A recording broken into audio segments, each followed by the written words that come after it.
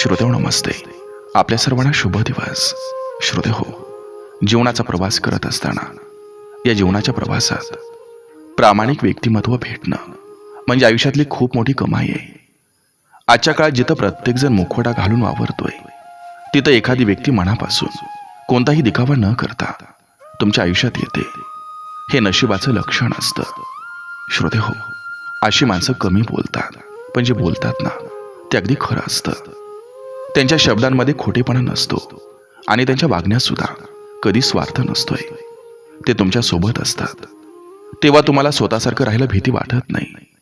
प्रामाणिक माणूस तुमच्या यशात टाळ्या वाजवतो आणि अपयशात तुमच्या बाजूनं उभा राहत असतो. श्रोते हो, नात्यात आणि मैत्रीत कधीही मान अपमान नसतोय. फक्त नेहमी माणसांच्या मनात आपल्याला राहता यायला हवं. हळूहळू आयुष्य निघून जातं आणि आपलं जीवन हे आठवणींचं पुस्तक बनून जातं. आणि आणखी एक श्रोते हो, या जीवनाच्या प्रवासात आपण जीव तोडून काम करतो, घर बांधतो, पैसा कमावतो, मालमत्ता जमवतो. पण खरं सांगू का, आणखी 100 वर्षांनी आपण, आपले मित्र, आपले नातेवाईक हे सगळे जमिनीत गेलेले असणार आहेत. आपण जीव तोडून बांधलेलं घर दुसरी लोक वापरत असणार आहेत. आज आपल्याकडे असलेली सगळी संपत्ती, मालमत्ता हे दुसऱ्यांची झालेली असणार आहे. आपली पुढची पिढी सुद्धा कदाचित आपण कोण होतो हे फारसं लक्षात ठेवणार नाही. जरा विचार करा, आपल्याला आपल्या आजोबांच्या त्या वडिलांचं नाव हे आपल्याला माहिती आहे का? माणूस मेल्यावर काही वर्ष लोक आठवण काढत असतात, पण त्यानंतर हळूहळू आपला इतिहास, आपलं फोटो, आपण केलेली कामं सगळं धूसर होत जातं. काळ जातो आणि एक दिवस आपण आठवणीतून सुद्धा गायब होतो. मग श्रोते हो, कधीतरी लक्षात येतं की सगळं मिळवायच्या नादातच आपण किती मूर्खपणा करत होतो. त्याऐवजी जर वेळ परत मिळाला असता तर आपण न केलेला फेरफटका पुन्हा मारून आलो असतो. आपल्या माणसांना जरा जास्त मिठ्या मारल्या असत्या, मुलांना आणि आपल्या प्रेमाच्या माणसांना जास्त वेळ दिला असता. कारण शेवटी खरी गोष्ट एकच आहे, आयुष्य म्हणजे पैसा नाही. आयुष्य म्हणजे आपल्या माणसांसोबत घालवलेला वेळ आहे. बाकी विचार तुम्ही करायचा आहे. बघा, पटते का?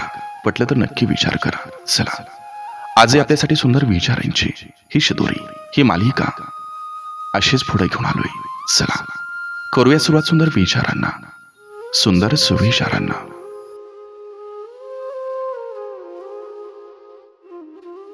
संसारूपी शर्यतीत अर्ध्या वाटेवर थांबून चालत नसतं. त्यासाठी मेहनत आणि कष्टाची पराकाष्ठा करून सीमारेषा ओलांडावी लागते आणि तरच यश प्राप्त होतं. काही उत्तरं शब्दात नसतात, ती समोरच्या व्यक्तीच्या वागण्यातून मिळतात. म्हणून प्रत्येक उत्तरासाठी थांबून राहणं गरजेचं नसतं. जुनी माणसं, जुनी नाती आणि जुने संस्कार यांची किंमत वेळ गेल्यावरच कळते. कारण घरची खरी शोभा ही नव्या वस्तूंनी नाही, तर जपलेल्या आठवणींनी वाढते.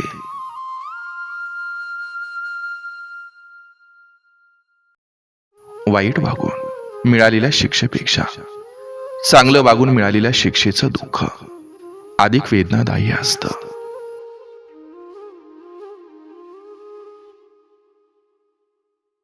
पती पत्नीचं नातं तेव्हा सुंदर दिसतं जेव्हा दोघंही एकमेकांचा आदर करतात. पतीची खरी संपत्ती म्हणजे पत्नीच्या चेहऱ्यावरचं हसू, आणि पत्नीची सर्वात मोठी ताकद म्हणजे पतीचा तिच्यावर असलेला विश्वास.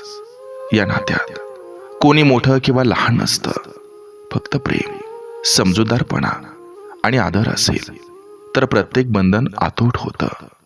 राग कमी ठेवा, प्रेम जास्त द्या.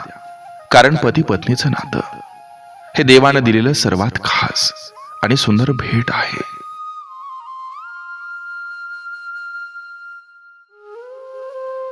देव देऊन बघतो प्रत्येकाला, जपायचं की सोडून द्यायचं हे तुमच्या हातात असतं. समस्यांशी हळूहळू सामना करण्याची शक्ती मिळवणं, यालाच यशस्वी संसार म्हणतात. माणसानं कितीही नियोजन केलं किंवा कितीही कष्ट केलं तरी शेवटी नशिबाचा भाग मोठा असतो. खेळ परिस्थिती खेळते, पण माणसाच्या वाट्याला फक्त संघर्ष येतो.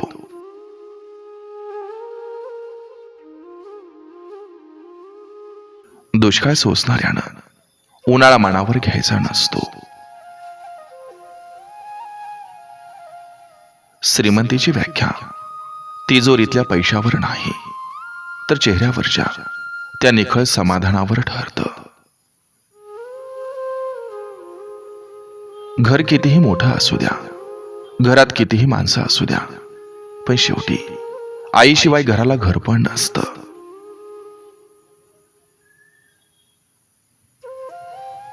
तत्वनिष्ठ राहून अप्रिय होण्याला विलक्षण ताकद लागते. माहेर जवळ असो किंवा लांब, पण माहेरी आल्यावर जे मनाला सुख मिळतं ते जगात कुठंच भेटत नाही. म्हणून म्हणतात ना, माहेरचे सर जगात कुठंच नाही. आईचं ते प्रेम आणि वडिलांचं लाड कोणीही पुरवू शकत नाही. भगवंताबद्दलची ओढ मनात असली की भक्तीमध्ये कंटाळा येत नसतो. संसाराचे कर्तव्य पार पाडून आयुष्याची जेव्हा संध्याकाळ होते तेव्हा उरलेलं आयुष्य निवांत काढायचं असतं. पण काहींच्या वाट्याला इतका संघर्ष असतो की तो आयुष्याच्या शेवटपर्यंत संपत नाही.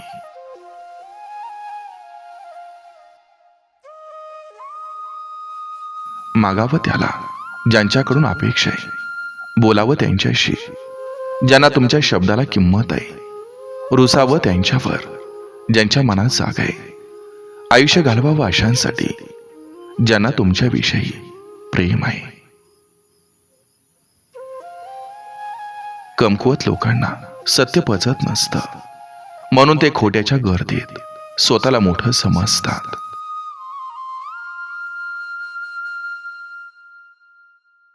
जगातील सर्वात ताकदवान गोष्ट आहे लोखंड, जे सगळं कापून टाकतं. पण लोखंडापेक्षा ताकदवान आहे आग, जे लोखंडालाच वितळवते. आगीपेक्षा ताकदवान आहे पाणी, जे आगीलाच विझवतं. पाण्यापेक्षा ताकदवान आहे माणूस, जो ते पाणी पिऊ शकतो. पण माणसापेक्षाही ताकदवान आहे मृत्यू, जो माणसालाच घेऊन जातो. आणि मृत्यूपेक्षाही ताकदवान आहे भक्ती, जी मृत्यूला सुद्धा थांबवू शकते.